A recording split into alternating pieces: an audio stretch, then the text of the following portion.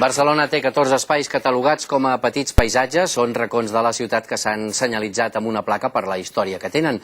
Aquest mes de març se n'han afegit 8 de nous. Aquests en són uns quants.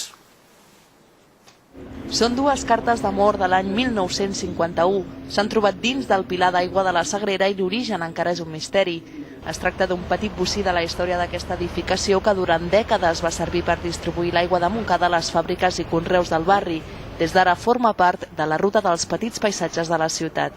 Vam començar a demanar-lo al setembre, però per fi s'ha fet la restauració del pilar, però encara queda de fer la restauració de tot el terra, que serà una plaça i serà una zona molt més agradable. On no ha estat necessària cap rehabilitació és en aquesta premsa de vi del segle XVIII de l'antiga masia de Can Xandri.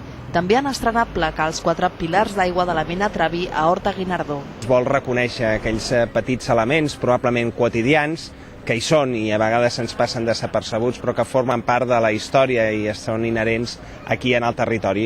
La rehabilitació d'aquests espais ha costat prop de 40.000 euros, uns diners que s'han aconseguit del lloguer de les lones publicitàries en façanes d'obres de la ciutat. Ja que fem una afectació sobre el paisatge en publicitat, el que volem és que aquesta afectació d'alguna manera reverteixi també sobre el propi paisatge, millorant espais de la ciutat. Les millores també han arribat a l'abeurador del Poble Sec, un dels molts que existien a la ciutat al segle XIX. Les 8 plaques que s'han instal·lat aquest mes de març se sumen a les que ja existien en diversos districtes. En total, la ciutat ja compta amb 14 espais catalogats com a petits paisatges.